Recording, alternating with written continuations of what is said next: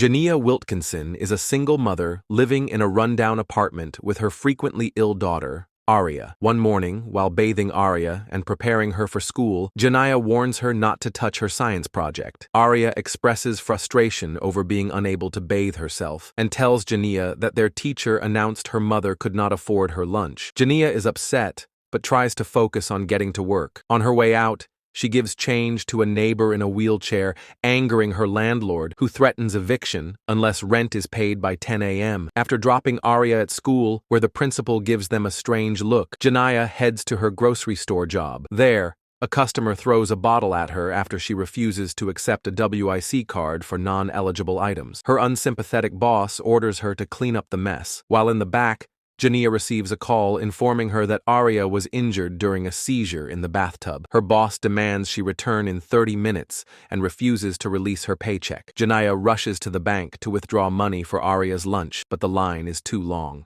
At school, she is confronted by the principal and Child Protective Services, who take Aria into custody. Jania pleads for her daughter and her medicine, but they leave.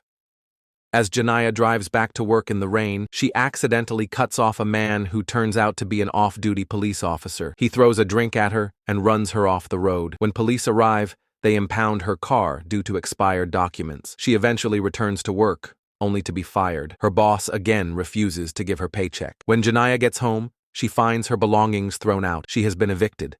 She returns to the store to confront her boss, but while doing so, two armed robbers break in. One demands Aria's backpack, and when Jania refuses, she is assaulted. During the struggle, she grabs the gun and shoots the robber. Her former boss accuses her of planning the robbery, but she tells him the robber knew her name from her name tag. Panicking, Jania fatally shoots him and flees, taking only her paycheck.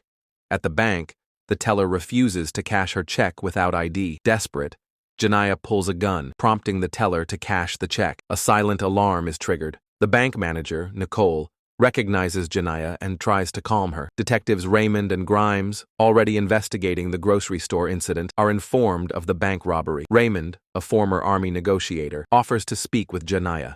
They begin to build a rapport over the phone. Meanwhile, a bank teller secretly live streams the situation, drawing public sympathy.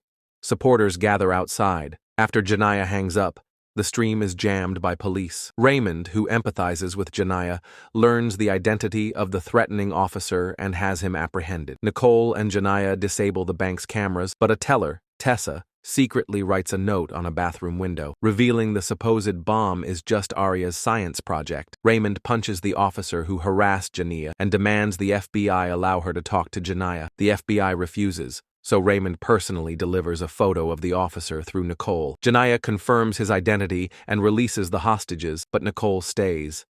Jania receives a phone call from her mother, who reminds her that Aria died the previous night during the seizure. A flashback reveals that Aria's presence throughout the day had been a hallucination.